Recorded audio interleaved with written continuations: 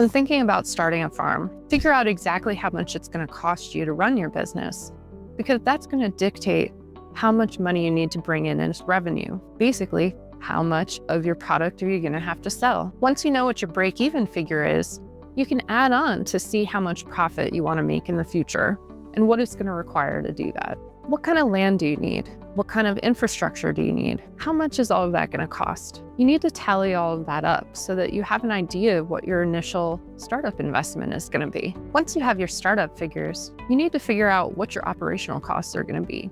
How much is it going to cost you to keep the doors open? Monthly, yearly, all of that. Doing this legwork now is going to keep you from ending up in a hole that you can't get out of once you have everything invested in your farm and you have plants growing and animals that need to be fed. Get ahead of it and make a plan. You need to take an inventory of your physical resources.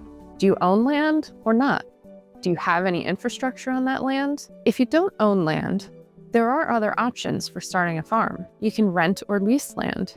A word of warning though, if you don't own the property that you're farming on, you should be very careful and selective of what kind of infrastructure you invest your money in. Do not invest in expensive, permanent alterations and infrastructure improvements unless you're comfortable losing that money. Ultimately, when you leave, the landowner has control of those things that you built, and they're likely not interested in buying them from you. So you have to be comfortable with letting those things go and stay on the property.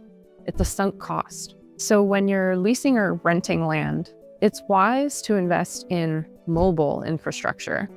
For instance, if you had a layer operation, a mobile coop is a great option. You don't have to build a big chicken house that's going to stay on that property after you leave. If your chicken coop is on wheels, you can hook it up to your truck and pull it to the next farm. The same thing goes for infrastructure you might need for a vegetable operation. There are a lot of things that can be built in a way that is simple to take down and easy to transport. Hoop houses could be huge structures where you can grow tons of produce, but they're light enough and simple enough to just disassemble when you need to move and take it with you. Wash and pack facilities are another option. If you build your tables and wash stands in a modular type of system, where each unit is a manageable size and weight, you can just load those things on a trailer and take them with you when you move to your own farm. So think ahead when you're planning the layout and design of your farm to account for these things. Decide where you want to invest your money